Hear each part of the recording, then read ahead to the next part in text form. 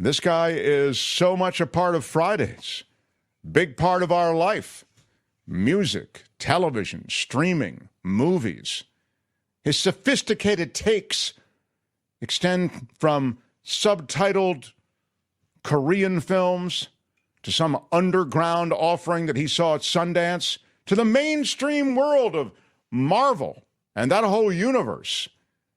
He's the great Michael Snyder, and he comes and goes on a rainbow. How about it for Michael? What's up, Michael Snyder, the culture blaster? Well, huzzah, Mark Thompson. So glad we're back together, albeit separated by most of a state, I guess. And until next week, I think I will be back in the LA area, but I'm still reveling in the aftermath of this holiday. Actually, I know it's kind of a loaded question, but how was your Independence Day, Mark? It was quiet, as I recall. What did you do? What did you do? Well, the culture blaster. Mine was very somber. Let's just say that after the events of last week, no one would blame me for downing a fifth on the fourth, if you know what I mean. Yeah. Oh yeah. boy. Did you go watch something at a fireworks display, Chrissy Field or something like that? No, I clambered up to the top of Russian Hill. And I watched the fireworks display on the bay. And if you follow me on Instagram, I am Mike the Knife 123. You'll see a nice shot of a fireworks thing that I had never seen before, cascading sparkles like a waterfall, only done in fireworks. It was so beautiful. And, I felt kind of good about the country for about an hour. And then I started thinking about what went down last week. And I was like, no. Yeah. Anyway. Yeah. Well, what do you have for us this week? I want to know about what's going on with this. I know you'll get to it, the Beverly Hills Cop movie. Well, let's get to the monkey business at hand. I want to preface this by saying if you're a movie reviewer trying to cover a broad swath of movies every week, choices have to be made. For instance, I did not review the 3-hour-plus Kevin Costner Western epic Horizon, which I refer to as Kevin's Vanity. I didn't do it last week. It was not screened for the critics or many others, as far as I can tell. And that's always a bad sign, right, Michael Snyder? You are absolutely right. And there was no way I was going to a theater on Thursday night to sit through it if the studio was so bearish on it that they didn't make a readily available screening for reviewers. As for this week, the ostensible crime thriller Boneyard did not make the cut, with the cast top-lined by Mel Gibson, Curtis 50 Cent Jackson, and Brian Van Holt. How could I possibly pass on it, you might ask? Anyway, seriously, caveat emptor. So what do we have on tap on the movie front this weekend? I want to start by noting that I did a Voice of San Francisco piece discussing franchise fatigue a few weeks back. You can dig it up at thevoicesf.org.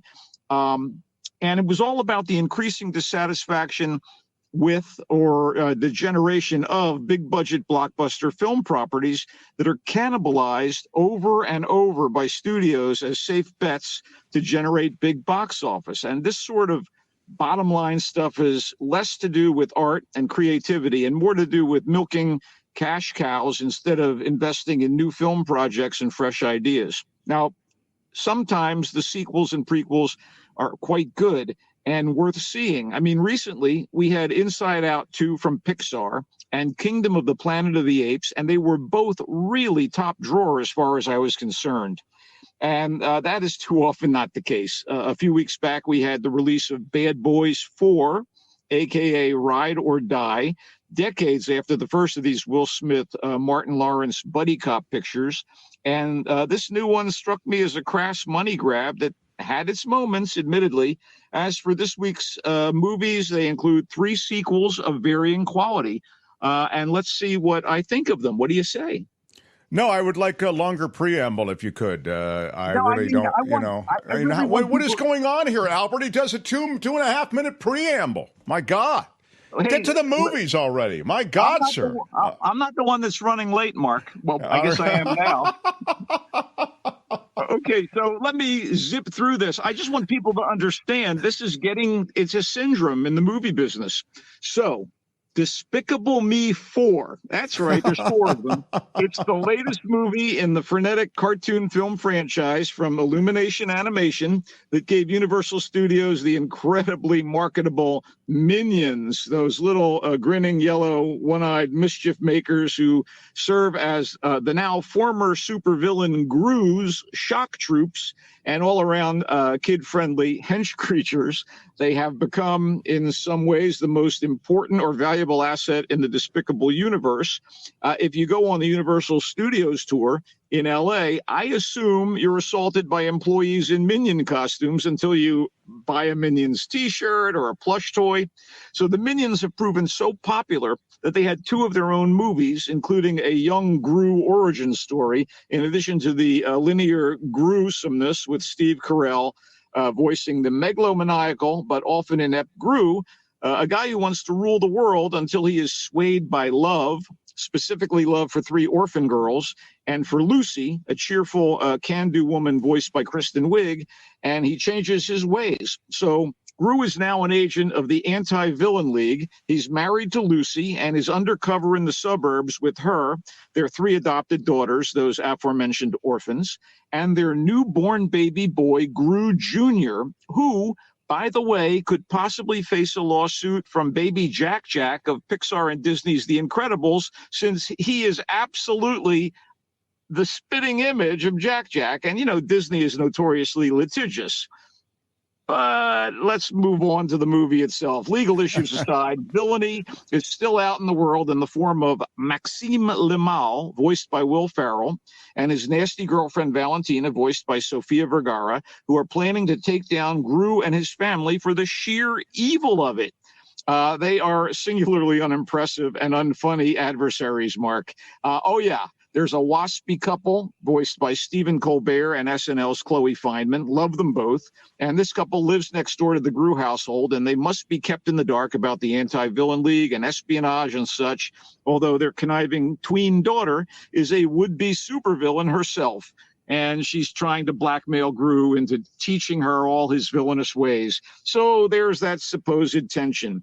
Yes, Despicable Me 4 is a load of color-popping frenzy with scads of slapstick humor and Minions hijinks. I mean, the Anti-Villain League experiences a little shortfall in firepower, so they experiment on 5 of the Minions to turn them into a superpowered task force. But it is literally all over the map, and with scenes that don't advance the story, such as it is, and aren't as hilarious as they want to be, it just didn't sit well with me. And here's the weirdest thing about it. The script is co-written by Mike White, who is immensely talented. He's the guy who created and wrote School of Rock and the White Lotus TV series, and those are just 2 of his impressive efforts. But this is woefully lacking in much genuine wit or strong story elements. You know, any familial warmth that tries to generate for the Gru clan and, you know, Gru the father loving Gru the son is kind of weak sauce. Would I call this, you know, great? No. It's directed by Illumination vet Chris Renault, who has frankly done better. I guess I'm kind of over Gru in the gang. Would I call it despicable? Me? No. It's just what I'd have to say about the speed of a middling Saturday morning cartoon, despite all the bucks it costs to put such a glossy extravaganza to the big screen. It's in theaters. I think it's going to play well at home for families, but I was not impressed. Wow. He says his pass on Despicable Me 4. Yes. All right. I do want to talk about. Word, by the way. Yeah. I want to talk about the sequel that I really dug immensely, and that's Maxine with 3 X's in the middle. This is the third of Ty West's trilogy of horror, starring the young actress Mia Goth, who has been incredible. In the first 2 films, X, which is about a porn shoot on a farm in the early 80s that goes terribly bad, as in like hatchets and horrible gory death. And then the second of the films is a prequel about one of the characters in X, Pearl, who is an older woman on the farm in X. And in Pearl, you meet her as a young woman and see what molded her into the person she would become. again, played by Mia Goth, and it is a terrific film on all fronts. It's a great horror movie. It's a great character study. And then after this prequel, Ty West has come up with a sequel to X, and that is Maxine. Now, Maxine is kind of a survivor. She survived the dangers of X and finally has made it to Hollywood. Maxine Minks, who is played to a fare thee well by Mia Goth, she is a porn star, but she wants to be famous, and that might mean making it big in Hollywood, in the wild, new wavy 1980s as a legit actress, or maybe doing something more notorious. Kevin Bacon, by the way, is in this thing, and he's fantastic as an amoral private detective. Bobby Cannavale and Michelle Monaghan are two LA police detectives. Giancarlo Esposito is Maxine's agent who will do anything for his client. Elizabeth Debicki, who was so good in The Night Manager and was in the Man from U.N.C.L.E. movie and all the a few other great things. She was in The Crown, I believe. She plays a director of horror movies, a woman in the 80s who's making her way through the Hollywood machine. Lily Collins, that's right. It's unbelievable. But Emily in Paris is here as a starlet who is playing the lead in Debicki's character's first big hit, The Puritan. And Maxine might be on her way when she's cast in The Puritan 2, but the Night Stalker is plaguing L.A., looking for and killing young women, and there may be another sinister force terrorizing Hollywood in Maxine. Mia Goth is so good. The tongue-in-cheek stuff about Hollywood, the references to famous horror movies and Italian giallo horror movies, which are very, very gory. That's all going on here. But you remember the Manson cult and all that stuff from the 70s. There are whiffs of cults here in Maxine. I got a total kick out of this thing. It is the least of these three movies, by the way, but that doesn't mean it wasn't a roaring good time and bloody fun. Maxine is in theaters, and we'll see. It's a horror movie, Michael. Is it scary? It's a horror movie, but it's also a satire of Hollywood, and it also is a lovely period piece with all kinds of new wave and punk music on the soundtrack, and disco tunes, and a lot of colorful stuff going on Hollywood Boulevard. There is a scene, on Hollywood Boulevard, you have out-of-work actors playing famous icons like Charlie Chaplin and Superman. There was a scene with one of those guys that I absolutely loved. This is not as funny as I think it wanted to be, but I still got a big kick out of it. And the adventures of Maxine Minks are, definitely worth checking out, particularly if you like horror movies. And is it scary, Michael Snyder? There are moments, if you haven't watched the other movies, I wouldn't recommend watching this anyway, Mark. It's one of those things. Oh, that's too bad, because you've intrigued me. I kind of want to watch this one, but you're saying you do need to see the other two. Yeah, and X is a more conventional horror film. Pearl is a really fascinating character study, like I said. I really enjoyed I've enjoyed all three films, and I am a big Mia Goth fan. And everybody thought so highly of those movies that top-notch actors like Kevin Bacon and Bobby Cannavale and Debicki and Monaghan and Esposito all showed up for this one. And let me tell you, even the idea that Lily Collins, who played Emily in Paris, might be facing an axe at some point after those excruciating Emily in Paris episodes, that was enough to get me into the theater. Talk to me about the Axel Foley movie. I'm curious about this Beverly Hills Cop thing. Well, you're going to get to this? All right. Now, dude, if you wanted to woo a former lover, right, you might start with an invitation to an intimate dinner. And then that tete-a-tete would certainly be enhanced by playing a little music on the sound system, songs associated with your relationship from back in the day to sort of sweeten up your target. Am I right? Okay.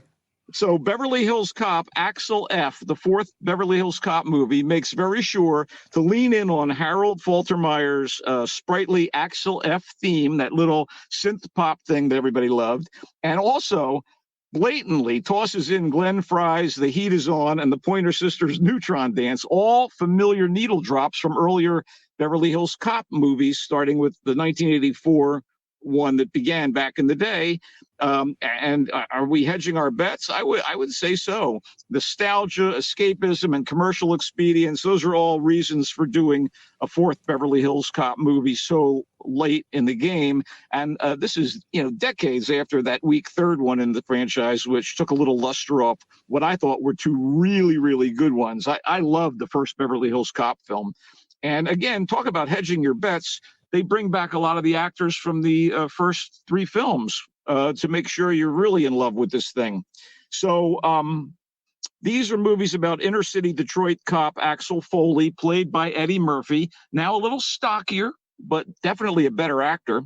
And Foley is tossed into the upscale glamour of Beverly Hills in these movies, where he has to fight a more high-end but no less vile version of criminal activity than he faced in Detroit. And now he's back at work in his hometown as a detective on the Detroit police force. He's still wearing that Detroit Lions jacket from the other movies. He's now, though, estranged from his daughter, who was an L.A. lawyer, until Billy, his old partner on the Beverly Hills police force, goes missing on a case. Yeah, like I said, Billy is again played by Judge Reinhold. The Beverly Hills police force captain is again played by John Ashton, and so on. But there is new blood as Foley teams up with a new partner played by Joseph Gordon-Levitt, and teams with his daughter played by Taylor Page to rescue Billy and bring down a drug ring. And guess what? It's Kevin Bacon week. Kevin Bacon is back here as an internal affairs cop. You just can't get enough of Kevin Bacon sizzling on the screen as usual. Anyway, this movie is on Netflix, and it is pretty much by the numbers. If you like the other movies, the makers of this film, which include a director, Mark Malloy, and a team of screenwriters, they figure you're going to like this. They pull out, it's like playing the old hits. It's like going to see the Rolling Stones, and you're waiting to hear, Jumpin' Jack Flash, and I Can't Get No Satisfaction. I got mild satisfaction from Beverly Hills Cop, Axel F. It's on Netflix. I thought it was maybe better than Bad Boys 4, but boy, that is damning with faint praise. Wow. So you didn't love it. You kind of just sort of were in reluctant like with it. Well, yeah. I mean, they brought back Bronson Pinchot as Surge. Paul Reiser's here as Axel's old partner. I mean, again, talk about hedging bets. And honestly, I wasn't offended by it. I just thought it was, product. My preface earlier was to point out why these movies are made. I thought it was very valid to go into that earlier on. Yeah, no, that's right. I was going to say, see your little treatise that you did at the beginning of the segment about the fact that it's just crass commercialism, which is making the decisions in Hollywood and directing creative projects. All right. What else do you have? We're running a little behind. Quickly, I won't get into any great depth, but Mother, Couch is a very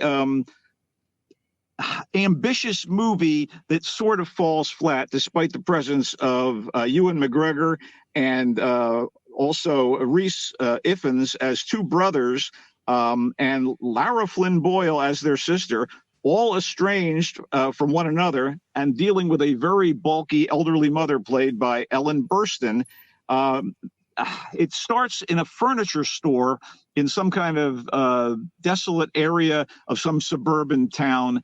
And Mom, played by Burstyn, plops herself down on a couch in this furniture store that's about to close and refuses to get up. And this movie spins out from this. And over the course of the film, family secrets are revealed. People go head to head. There's arguments. There are sleepovers in this large and sprawling furniture store that is on the verge of closing. And by the way, is run by a pair of elderly twins played by F. Murray Abram. So we have, again, hotshot cast here, and it's an ambitious movie written and directed by Nicholas Larson, and it just didn't quite work for me. It's almost like magical surrealism, some of the things that go down here, and it just kind of plods forward. I will say that the young Taylor Russell, who was in the movie Bones and All and played Judy Robinson in the Lost in Space series on Netflix, is quite good as the daughter of one of the twins. And everybody kind of tries to bring their A game. And I say try because they're dealing with such a strange and bizarre movie. It's just bizarre. Oh, wow. I was kind of getting excited about it till you sort of said it kind of just misses. It's in select theaters. It might be something worth watching when it's available for streaming, but mostly because the performances, despite how weird this script is and how unsatisfying the whole project ends up being, the performances are quite good. So there you go. I think as you speak about it, I think of that movie Everything Everywhere All at Once, which is also kind of had a weirdness and surreality about it, or surrealism. Yeah, absolutely. But that dazzled, while this one sort of is a little on the flat side. I see. Okay. Mother Couch, it's called. That's Ewan McGregor. Yeah. And Laura Flynn Boyle's in it, along with F. Murray Abraham. Man, somehow it misses. Yeah, Ellen Burstyn is mom. Oh, yeah, Ellen Burstyn. That's right, as the mother, right? She's horrifying. She's more horrifying than anything in Maxine, I think. No, I'd love to just to see her work. I think is great. But sounds like it's one you wait for the streaming if you want to check it out. Beverly Hills Cop, Axel F. It's a nostalgic romp. But Michael Snyder, the culture blaster, says it's really more commercialism and dusting off the old commercial elements that worked in Beverly Hills Cop and then bringing them together with some new people associated with this project besides Eddie Murphy, that is. Joseph Gordon-Levitt, Michael was saying, plays his partner. You got Taylor Page and Judge Reinhold and John Ashton and Paul Reiser and Bronson Pinchot and Kevin Bacon, who appears again in another film that Michael reviewed. But he says, look, it just feels like a ride through commercialism. Not awful, just not really, as a creative project, a ton there. Maxine is the one that Michael suggests is the third of Ty West's horror trilogy. It's the sequel to X. She is a porn star who wanted to make it big in Hollywood, this Maxine Minx. Mia Goth is the star. Elizabeth Debicki is in the movie. She's the director who hires Maxine and is going to give Maxine a legit career. Oh. Michelle Monaghan is in the film as a detective alongside Bobby Cannavale. And Lily Collins is in it, along with Giancarlo Esposito. I mean, it's really got a lot of people. And, of course, Kevin Bacon. Kevin Bacon is the best thing about both of the movies he's in this week. I was like, yeah, Kevin, we love you. He's a talented guy, yeah. And then we started with, so on Maxine, Michael liked it. He actually thought, and I think liked it is sort of the way I would term the way you responded, which is you felt it was an okay sequel, not the best in the series, but it wasn't bad, wasn't as funny, you said, as that perhaps that they felt it would likely be, but notwithstanding that, you really enjoyed it. You did say that you should see the other two before seeing this third one, is the point. I think so. It is the least of the three, but I don't want to let that damn it. I really enjoyed watching it. I mean, Mia Goth, everything I've seen her in, I've been riveted to the screen. She's really something else. I really wanted to see this movie, but Michael said, well, you didn't see the first two, dude, so you're really out of the game. So, all right. If you don't mind a little blood and gore, Mark, you could probably watch it. I don't know that it's so necessary. It's not like, you going to see part 2 of the Avengers Infinity Wars after not seeing part 1. That would have been, God, that would have been a sin. That would have been, right, that would have been malpractice, entertainment malpractice in your view. Yeah. All right. And we started with Despicable Me 4. And Michael says, it's hard to imagine that they could mine the Despicable Me franchise too much until you see Despicable Me 4, apparently, which pretty much points up, despite great cast and brilliant visuals, it's just not there. And Despicable Me 4 is a pass from the Culture Blaster. The best thing we could do with the Minions is maybe use them for target practice. That's about the only thing I can say. How dare you speak of them that way. Find Michael in The Voice of San Francisco. He writes there quite wonderfully.